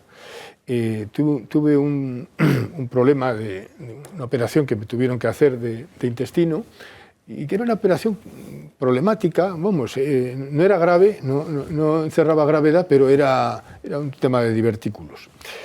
Y lo que sí me llamó la atención es que en esa sociedad que yo consideraba tan desastrosa, a la clínica a la que fui funcionaba como todo el personal funcionaba como una orquesta, con un rigor, y me acuerdo que el cirujano que me intervino fue Hipólito Suárez, que era hermano del que fue presidente del gobierno de España, Adolfo Suárez, ¿no? Entonces, bueno, simplemente esa percepción, el ver que había una sociedad de profesionales que sobrevivía al desastre de los Lizarras y de todo eso, pues bueno, simplemente creo que cuando hoy generalizamos es importante tener en cuenta que esa sociedad existe. Lo avanzada que está España en cirugía, en cirugías y en otras muchas cosas. Entonces, bueno, quiero decir que no caigamos en ese discurso fatalista y derrotista de pensar que el sanchismo abarca toda la sociedad española. Pues no la abarca, ni mucho menos. Ahora, que sí, que existen lacras y que luego encima tenemos la peor clase política probablemente de la etapa democrática, y que, bueno, pues por supuesto. Yo, vamos, sobre todo, además, y hemos hablado antes de Feijóo, a ver, lo que estamos viendo el otro día, lo que hemos visto el otro día, no es un espectáculo político. Es decir, que eso se sale de lo político. Hemos visto a un Taur que está jugando al póker y cuando va perdiendo, empeña el reloj, empeña lo que haga falta. Y es lo que ha hecho ni más ni menos. Es decir, que pero te cambian las reglas del póker. Lo que pasa es que el reloj no es suyo, lo que está empeñando no es el reloj suyo. Lo que está empeñando es el propio patrimonio nacional. Eso es lo grave. Pero es lo que estamos viendo. Y ante ese espectáculo, efectivamente, yo creo que creo que no hay que caer en la violencia verbal, ni mucho menos, pero sí creo que el discurso político de la oposición tiene que tener mayor temperatura. Es decir, que estamos ante un caso que es demasiado esperpéntico para mantener ese perfil plano y ese perfil bajo que le atribuimos a Núñez Feijóo. José María. Es que yo creo que, Iñaki, tú tienes razón cuando expones lo que expones, pero es que yo creo que cuando aquí se ha hablado de que la sociedad civil española es débil por parte de Xavier, con motivo de una afirmación en contrario de Mario, que decía que era muy fuerte, lo que tú expones no responde a lo que ellos quieren expresar con el término sociedad civil. Porque el término sociedad estamos civil... hablando de cosas distintas. Claro. Entonces creo que podéis tener razón los dos. Por lo tanto, no creo que haya motivo para... esto que has dicho, la apuesta, ¿no? La apuesta, no hay apuesta posible porque no hay posturas distintas. Entonces, vamos a ver, cuando se habla de sociedad civil, y perdóname Mario, a mí no me gusta nada este término, porque me parece una cosa muy manoseada y un poco cursi. Lo que se quiere decir es hasta qué punto la sociedad tiene una participación activa en el ámbito de lo público. Eso es lo que se quiere decir, es decir, hasta qué punto la sociedad tiene una relevancia, vamos a decir, política o no la tiene. Mientras que tú de lo que hablas es simplemente de lo que es la sociedad española. Pero también eso por comparación. También eso es sociedad civil, sí, quiero decir. Claro, sí, pero yo digo que cuando se utiliza ese término se utiliza en otro sentido. Por comparación, no lo has hecho, pero está bien diciendo con otras naciones pues, de Occidente, ¿no? Entonces dices, los médicos, la medicina española raya a gran altura, la prestación sanitaria es muy buena, podríamos poner otros muchos ejemplos, los ingenieros españoles son los ingenieros más valorados en el mundo y por lo tanto trabajan en los 5 continentes, ¿no? Esto es indudable y están muy cotizados y podríamos decir otras tantas cosas de otras tantas profesiones que ponen de relieve lo que tú expresas y que yo comparto, pero no es a lo que se refieren Xavier o a lo que se refería en términos contradictorios con Xavier Mario. Yo en eso, a lo que se refieren ellos, en eso le tengo que dar la razón a Xavier. Yo no creo que esa llamada sociedad civil, es decir, la sociedad española, tenga un papel político ni lo haya tenido nunca.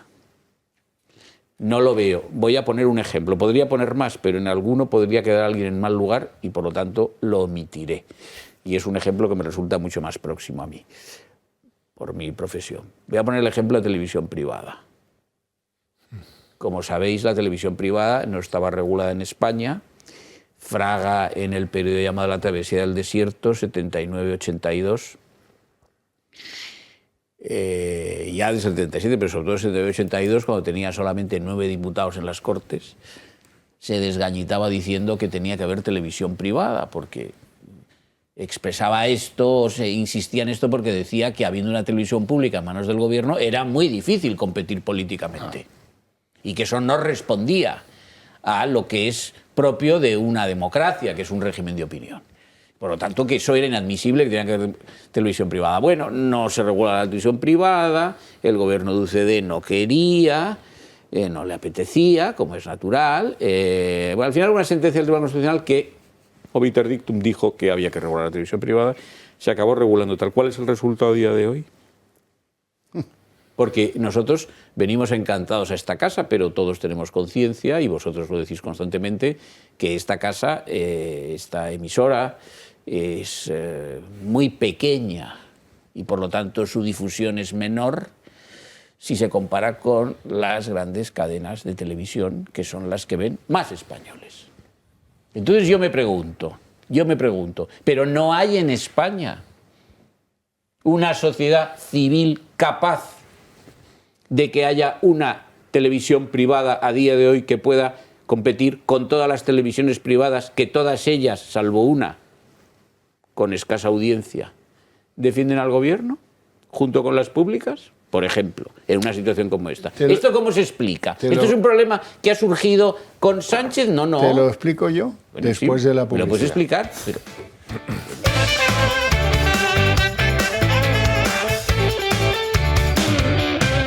Pues lo de la televisión se contesta muy fácil. Este es el único país del mundo en el que se ha favorecido la consolidación de 2 grandes monopolios con 8 canales de televisión por intereses políticos, son decisiones políticas. También se arregló para que lo del Canal Plus acabara en una cadena pública que era de pago. Esta era de pago, lo hizo Borrell. Eso lo hizo Borrell.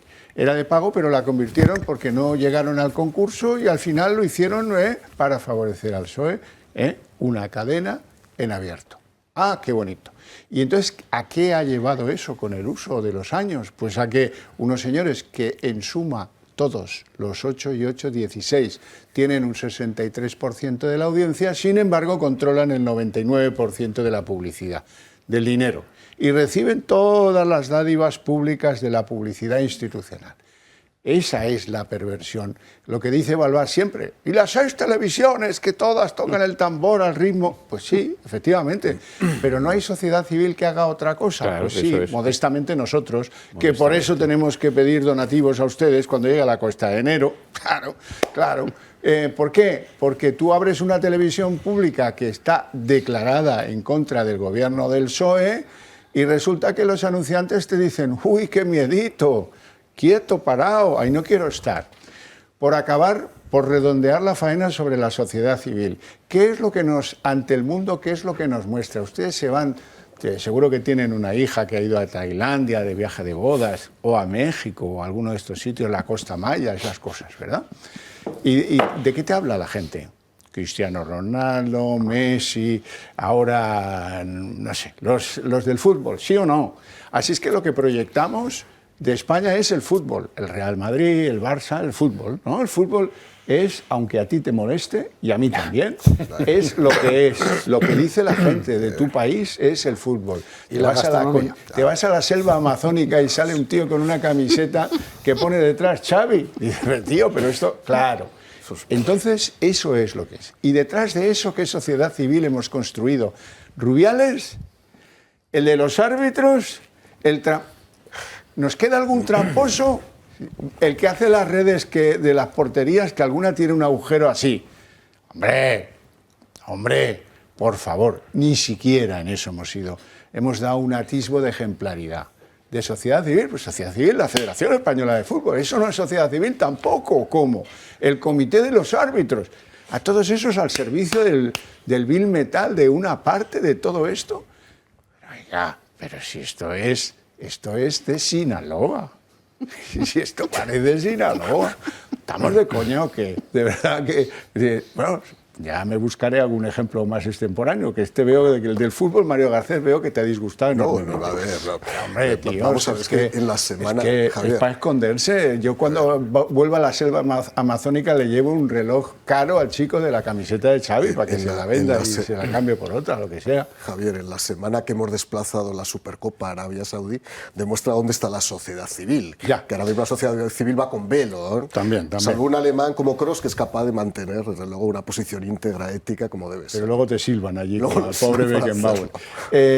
Don Raúl Vamos a leer un poquito más de esto para que no decaiga. Y entonces, después de diferentes conceptos de sociedad civil, ¿vale? O las tres opciones de sociedad civil que hemos manejado, vamos a meter una cuarta, que es la sociedad civil económica. A ver, estáis hablando, al final estáis hablando de lo que llamamos el concepto de libertad e independencia. Estamos hablando de esto, ¿no? Pues que está diciendo que el Poder Judicial no es libre ni independiente, que los medios de comunicación no son libres ni independientes, que la sociedad en general no es libre porque es dependiente, y aquí pongo la palabra dependiente. ¿Y por qué lo es? Porque estamos en una sociedad acostumbrados a la mantuca, porque estamos en una sociedad acostumbrados a la subvención, y porque las tetas del Estado es de donde se ordeña y sale el dinero. ¿Cómo cambiaría la película si la mentalidad de esa famosa sociedad civil A, B o C entendiera que el concepto americano del fundraising no es malo? En este país hablar de fundraising suena a tufo. Uy, estos hacen lobby, esto seguro que tal, pero en cambio recibir el fundraising del Estado, que es recuperado por nuestros impuestos de todos los ciudadanos, porque en este país usted paga impuestos para hacer un fundraising público. Hay un señor que decide dónde va, independientemente de lo que usted diga. Si le damos la vuelta a esta mentalidad o intentamos abrir un poquito más la mente, en vez de ver el mundo desde nuestra poltrona y aceptar, porque yo soy un rebelde sin causa, como en la película, ¿no?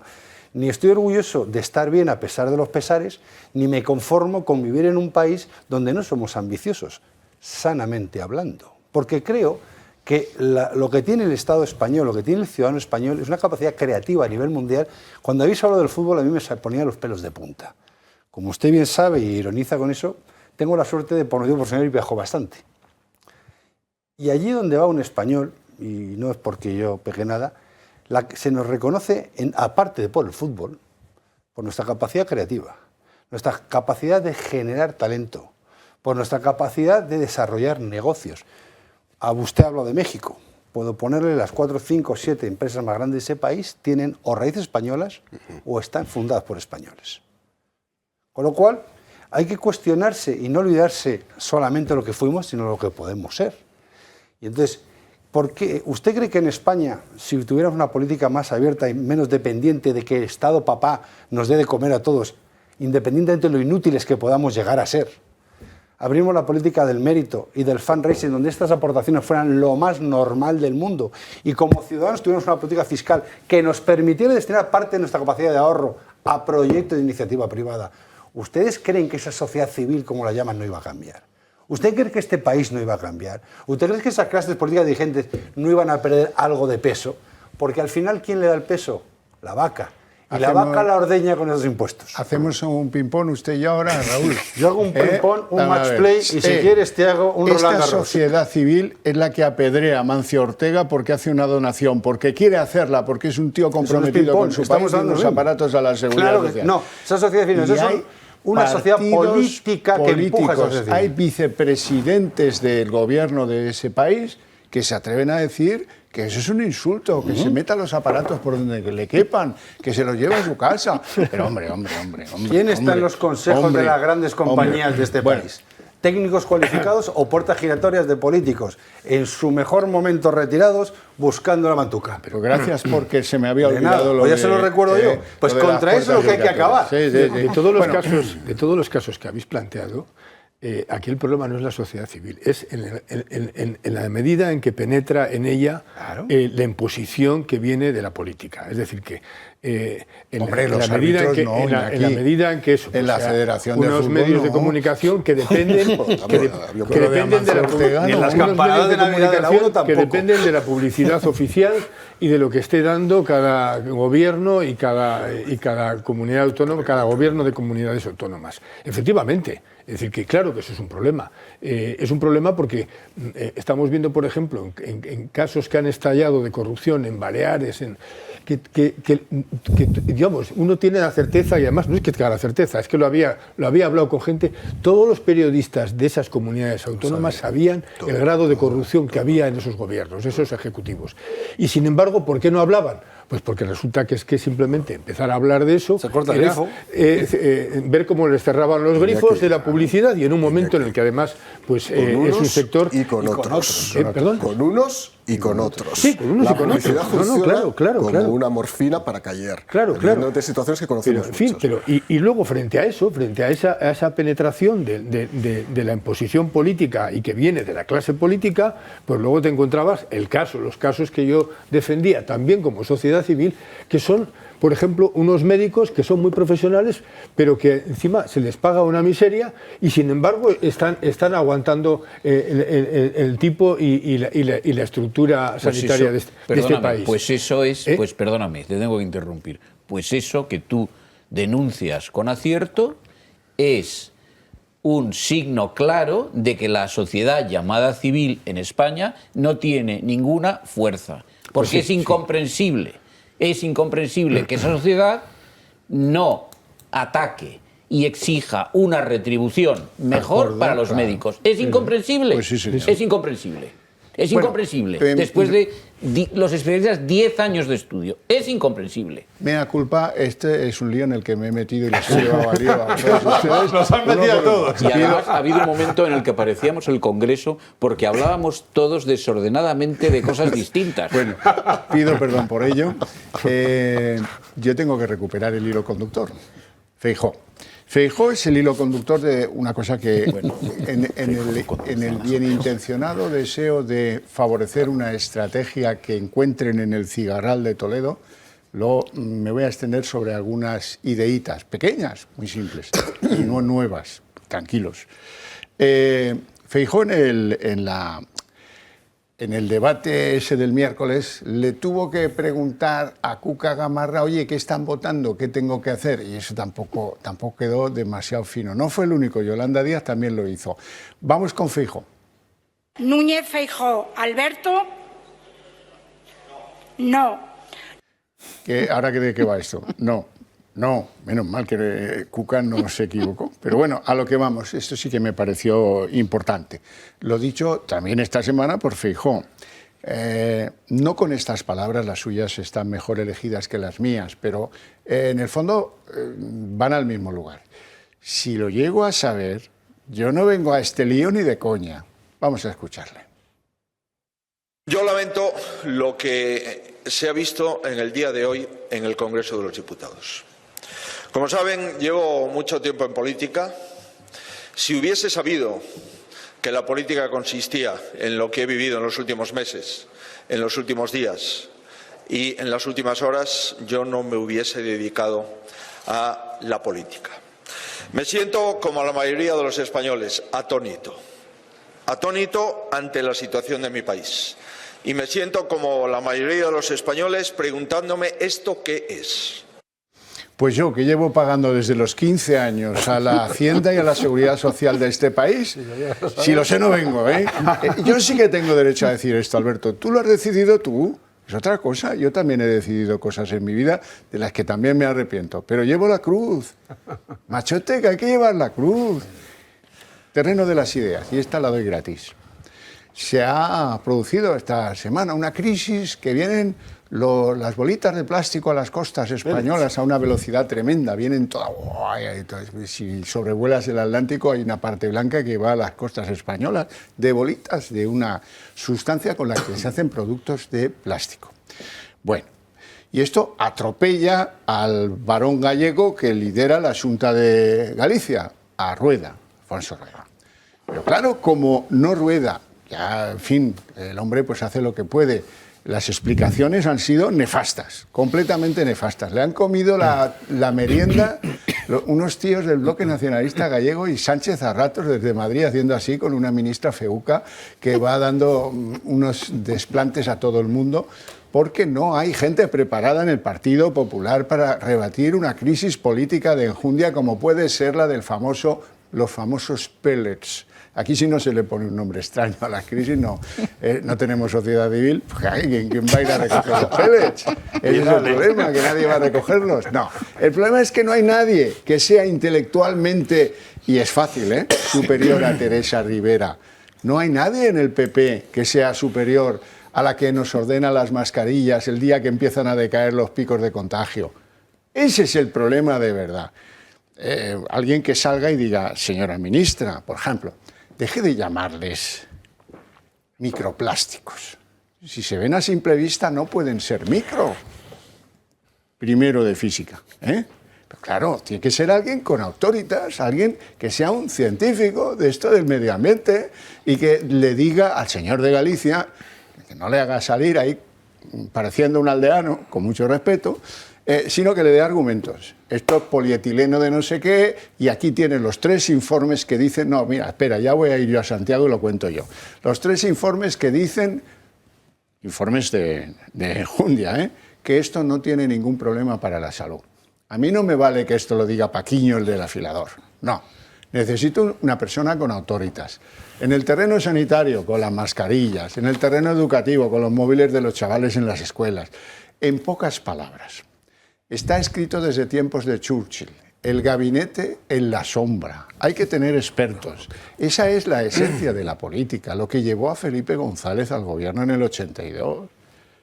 ¿Qué creen? ¿Que era Felipe o que era Guerra? No, los lebreles que sabían más que los ministros y mordían el tobillo. ¿Y aquí dónde están los lebreles? En materia económica, por ejemplo. Bueno, Juan Bravo. En asuntos exteriores hay unas crisis que nos están preocupando mucho. En interior, ¿quién es el contrapunto de las barbaridades que hace 8 cada semana Marlaska? ¿Quién? A mí me da igual si es hombre, si es mujer, esto me importa un pepino. A poder ser que tenga algo de experiencia, ¿verdad? Porque nos irá mejor. El que sabe de vivienda, el que sabe... En fin, lo típico... La voz que te guía y que al votante le dice, mira, estos sí saben lo que hay, estos sí saben lo que hay que hacer.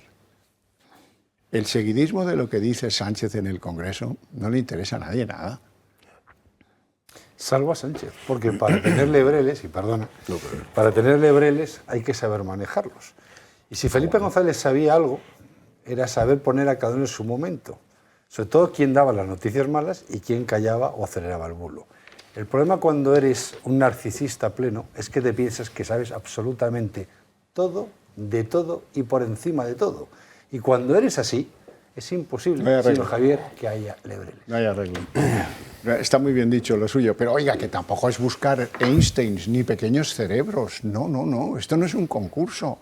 Se trata de rebatir a ministros que lo son por casualidad.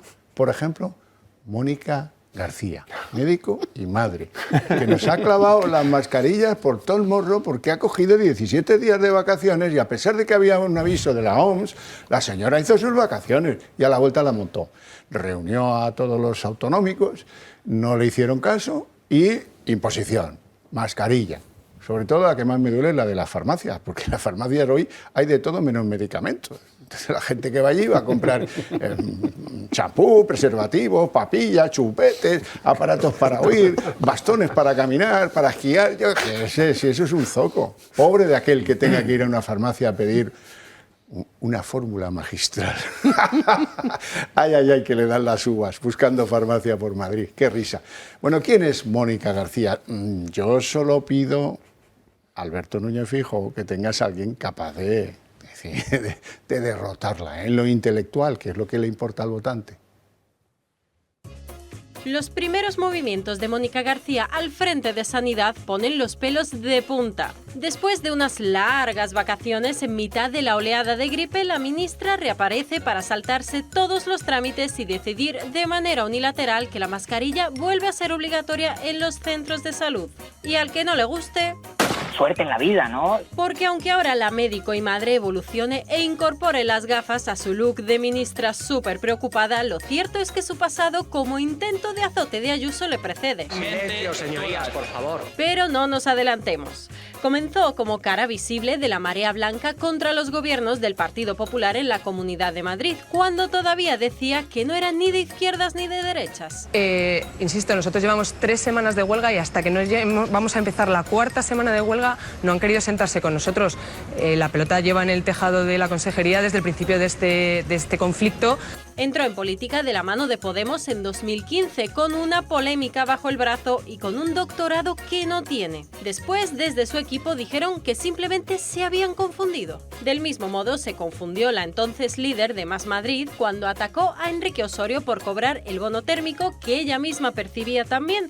Después prometió devolverlo y vaya, siguió cobrándolo. Lo de esconderse votando por correo lo ha comentado alto y claro Isabel Díaz Ayuso. Vota por correo para que no se vea qué tipo de barrio tiene, porque luego tiene que hablarle a los humildes como si ella formara parte de ellos. Nosotros contamos dónde vive, vive en un ático. Que a mí me da igual, o sea, es más, me alegro por ella. Al lado del Retiro. Le ha perseguido también la polémica de su chalet irregular en un terreno destinado a la construcción de un hospital y de algunas viviendas para familiares de los pacientes. En la práctica se construyeron numerosos chalés sin relación con el hospital, que por otro lado no llegó ni siquiera a construirse. Sin embargo, a pesar de todo, Mónica García sigue bailando al ritmo del populismo y a lo Mary Poppins en la azotea de acceso restringido de la Asamblea de Madrid. Porque para gestionar una crisis sanitaria a tiempo no, pero para dar el cante, Mónica García es la primera en lanzarse a la piscina. Yo creo que Dios no la llamó por el camino de la danza, pero no sé, es una opinión. Por cierto, en la elección de la canción de Edith Piaf la cagó soberanamente. Sí. Ese es el himno de la Legión Extranjera Francesa, que son sus antípodas políticas, me da la sensación. A lo que vamos, hay que hacer las cosas, los edificios se construyen desde tiempo inmemorial de la misma forma. Y en política también, no pasa nada, se hacen y ya está. Y a este paso, sin alguien que tenga autoritas científica en el tema de las bolitas, pues gol por la escuadra, a la derecha, también en Galicia. Haciendo trampa siempre. Engañando al árbitro, por supuesto. Al Negreira lo engaña cualquiera. Sobre todo a la izquierda, que de esto sabe mucho. Vamos a ver algunos ejemplos. Por ejemplo, las juventudes socialistas. Juventudes es una broma, porque el que menos tiene 45, pero bueno, se siguen llamando así. Estos ponen esa foto que, oye, la verdad es que te quedas loco, ¿no? Ese pobre pez con bolitas de fibra de plástico de esta en la boca, ¿no? El único problema es que la foto es de Sri Lanka, Ceilán, para los que hicisteis el bachillerato como yo antiguamente. Ese es el único problemita. O los del bloque nacionalista galego. Estos también os va a gustar, ¿eh? Nuestro mar no es un vertedero de lujo, supongo que será liso, será lujo, ¿no? De lujo, ¿por qué? ¿Porque le parecen perlitas o cómo? Bueno, lo divertido es que la fotografía se tomó en Estados Unidos en 2014. Y esto es indecente. Esto lo hace Vox en su campaña autonómica y bueno, salen a morder todos, pero lo hacen ellos y no pasa nada. De hecho, estoy seguro que muchos de los que están viendo ahora el programa ni siquiera se habían enterado de este mal uso, de este mal estilo, Si estás verdaderamente preocupado por lo que pueda llegar a las costas de tu tierra, no te atreves a hacer ese tipo de bromas. Entiendo. Sí, bueno, Lixo es basura. Lixo es basura. Lo acabo de mirar ahora, no tengo conocimiento. Galego. Y tiene más lógica ahora que lo dices. Vamos a ver, Mónica García es médico, madre y saltadora de vallas, porque lo fue, ella era corredora, tenía un gran mérito, ¿no? Sí. Debe ser para saltar al ático del Retiro, ¿no? Debe tener una gran habilidad para poder hacerlo, ¿no? Comentabas que efectivamente es necesario que en una alternativa haya una designación de cabezas visibles que representen las áreas de esa oposición. Claro, el problema yo lo he vivido en mi partido, es que cuando empiezas a distribuir portavocías y le das el área de economía a uno que no sabe de economía, le das el área de seguridad social a uno que sabe de seguridad social, porque al fin y al cabo es el amigo del que reparte, y esto es como si fuera el festival de Navidad. ¿Tú qué quieres ser? ¿Robin Hood? Hoy te toca ser... Entonces pasa lo que pasa, yo lo dije además en su momento, incluso en el libro de Cayetano está expresado, y mi opinión, ¿cómo es posible que un partido como el Partido Popular asigne responsabilidades a gente que no sabe? Y todo por un problema de nuevas generaciones, de vamos a ver si a mi amigo le doy un área para que me la controle. Es terrible. Yo creo que es muy generalizado. Es generalizado. Yo miro el PSOE, miro... Es lo mismo, no, pues es que es lo mismo. En eso son un espejo, ¿no? Entonces, claro, uno puede encerrarse todo lo que quiera, ya sea en un cigarral o en un monasterio, pero como no tenga la gente adecuada para saber cómo se tiene que gestionar las determinadas áreas... A lo mejor tiene que buscarla. A lo mejor hay que buscarla y no expulsar el talento. ¿A que es difícil encontrar un director financiero en una empresa hoy en día, no? Debe serlo, ¿no? Mira, yo, bueno, y complemento... No, o sea, difícil no es si sabes qué es un director financiero tú, que es el que lo buscas, y asumes cómo gestionar a un director financiero cuando lo tienes. El problema, y complementando, Mario, lo que estás diciendo... es que hay que mirar un poquito más arriba, ¿no? Pues la presidencia del Congreso aquí se la hemos dado, pues a Armengol y todos tan pinchos, ¿no? Que probablemente sea la peor presidenta que hemos tenido en la historia. Pero yo, y aquí estoy de acuerdo con vosotros, esto para mí es tabla rasa, es decir, no existe ideología política porque son los partidos los que prostituyen el concepto. No solamente hay que colocar a los de las juventudes, es que el que está arriba tiene que tener suficiente solvencia para entender que cuando te rodeas de un equipo de profesionales, como en cualquier compañía privada o pública, tienes que saber gestionar un comité.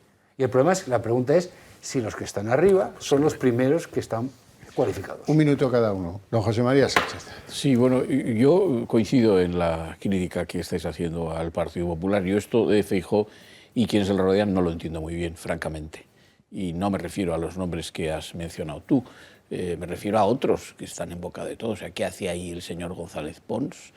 ¿Por qué sigue doña Cuca?